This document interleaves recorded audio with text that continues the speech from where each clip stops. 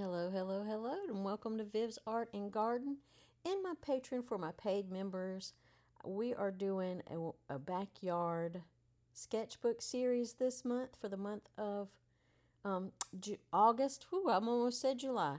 For the month of August, and it's a mixed media challenge, and we're doing things that we find in our backyard.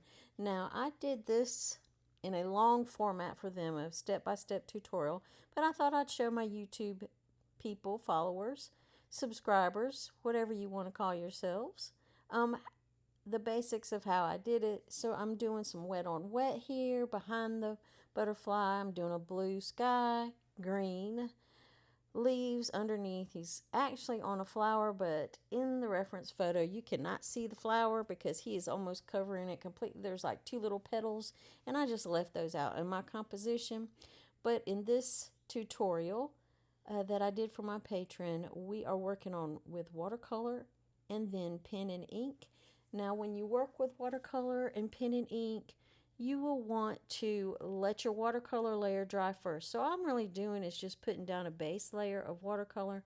I'm not trying to render it perfectly with shadows and all that stuff with my watercolor. I'm just getting the basic colors down, and then I'm going to come back with pen and ink, and I am using a dip pen because I just love dip pens. But you can use watercolor markers or Sharpies that have colored Sharpies, things like that to do your pen and ink details. But I'm just using some India ink or some Bombay ink with different colors for my last details. So on this part, I'm just basically getting down that layer of color, whatever color that is in that area with my watercolors. I'm using a little yellow here, a little blue. I have so many swallowtails in my backyard. And this one I got a picture of, and it has the blue markings. Some of my swallowtails do not have the blue markings, so I need to research that and see if they're a different kind of swallowtail or what that blue marking means on there, and I'll figure that out. Now with this next layer, I am adding some shadows with my watercolor just to give it a little bit more depth. I went in there with a darker green. I wet the area first, and then I just dropped in that dark green color. You can also just add the color directly to dry paper and then come back with a wet brush and sort of soften out those edges, blend them out. Right now, I'm just adding some really super dark green and just doing some leaf shapes underneath there. That just gives it a little bit more depth, a little bit more dimension, and I think it makes it more visually interesting. So all of this is dry now, and I am going to put my watercolors to the side, and we are going to come out with the ink, and I'm going to start off with black ink. And like I said, I'm using this Bombay ink, and this is the black India ink. And I'm just going to squirt a little bit out on my palette, and then I'm just going to use a crow quill dip ink pen. Crow quills can give you super fine details because the tip is so tiny. And for this one, I'm just using a combination of line work, a little bit of stippling, a little bit of hatching, no cross hatching, just stippling, hatching, and just some line work.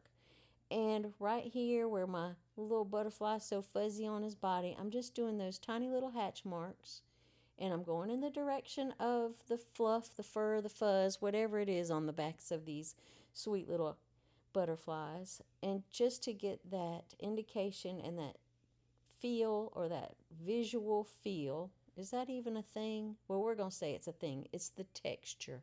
The texture of the butterfly. What it looks like it would feel like. And then I'm using stippling to get in these, the patterns on his wings. Just some line work to do the veining. I didn't go crazy. It's not super hyper realistic. Super hyper realistic. Ooh, that was a mouthful and probably redundant. Anyway, back to the painting. So I'm doing stippling. All stippling is making tiny little dots. When you use stippling, when you want the area darker, you put your dots closer together whenever you want the area lighter, you spread your dots apart. So that's how you shade with stippling. Just a little tip there in case you're not familiar with the technique. And what I'm doing is I'm just kind of outlining my patterns on the butterfly, and then I'm coming back with a miniature paintbrush and painting in the center solid.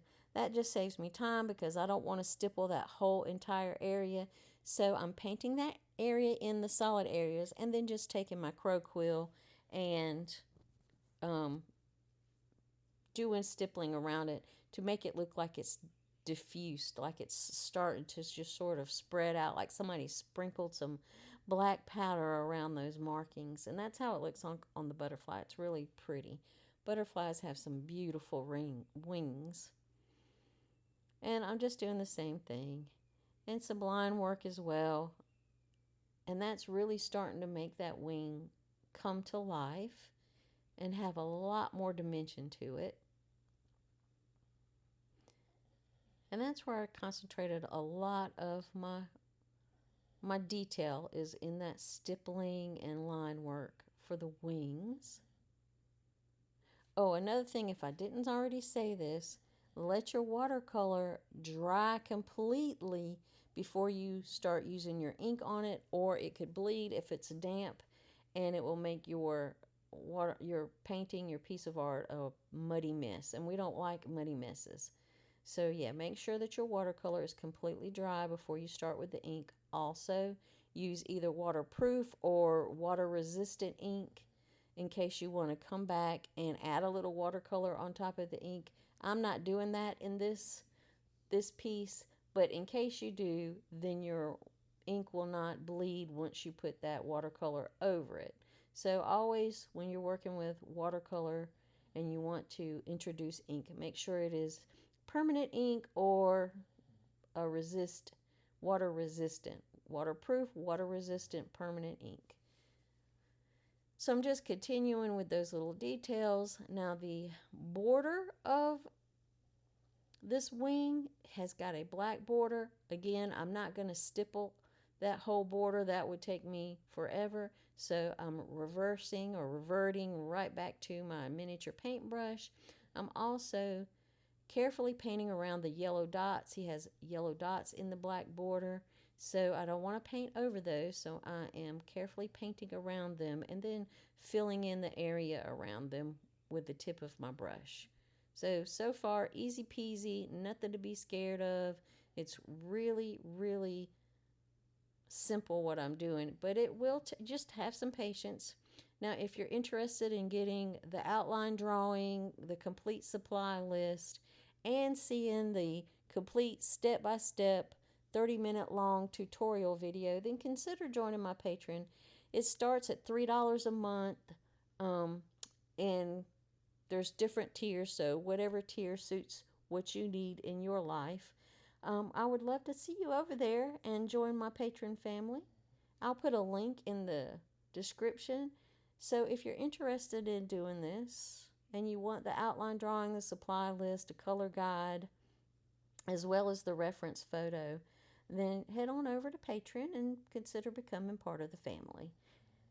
Now I am adding a little bit more detail around these blue dots. Now I've switched. I'm not using black ink. You can't tell on camera, but I've switched to a blue ink, and that just adds a little bit more depth, a little bit more color, and a lot more dimension on those patterns there, those blue patterns. So I did use other colored inks other than black. And for the wing, the yellow parts of the wing, I used a yellow mixed with a little bit of red ink. And I do mean a little tiny bit of red ink. And I'm just adding some shadowing around the veins on that wing. Just, again, depth and dimension, a little bit more visual interest. It's a little bit hard to pick up on camera because it's so subtle, but when you're looking at it with your real eyes, it makes a big difference. It's a small, subtle detail that makes a huge difference. So that just adds a little bit more. And I am just taking my black now and kind of outlining, because The wings do have a little black outline on them.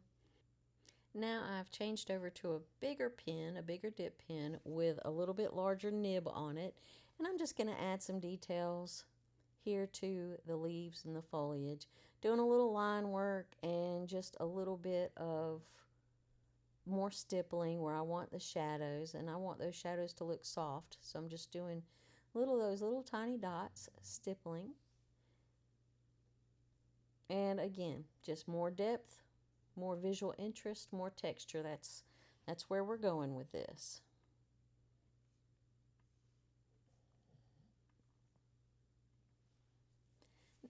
And if I didn't say it before, I think I did at the beginning, but I'm going to say it just in case. You do not have to use a dip pen for this. You can use watercolor markers. You can use Sharpies that come in colors. You could even use colored pencil if you'd like to color on top of the watercolor. Instead of doing stippling, you would just do, some light layers of colored pencil. So yeah, you don't have to use a dip pen. You could use micron pens, watercolor pens, magic markers, Sharpies, whatever. Just be creative. Whatever your little heart desires, whatever you want to experiment. I just decided I wanted to use my dip pens. I haven't used them in a long time, so I brushed the dust off of them and got going. And I'm very happy that I did. I love my dip pens. I should really make more art with them, and I think I might start doing that pretty soon. Anyway, I am darkening up these. Oh, the other thing about this, I'm not using just green to do the stippling and the shadows. I'm also dipping into the blue here and there and adding some blue in there because that will visually mix with the green and make it a darker, more interesting shadow. So yeah, you could even put some red dots in there and mix it with the green if you wanted to, and it would look really dark. But for right now, I'm sticking with simple, basic things, just the blue and the green for the shadows. I'm also doing just some hatching, some line work to give some of those leaves some texture, outlining some of the leaves, and just giving them line work just to break it up so that it looks a little different. And I'm experimenting. This is my little sketchbook. This is my backyard sketchbook. So by the time we finish this month, I hope I have, a lot filled in here, and I will do a flip through for y'all so you can see what we did in the month of August as far as art projects. So I'm just using my heat tool to loosen up that tape, and there you go. I think it's beautiful. Thank you for watching. If you want the full tutorial, head on over to my Patreon and think about becoming part of the family. Happy painting!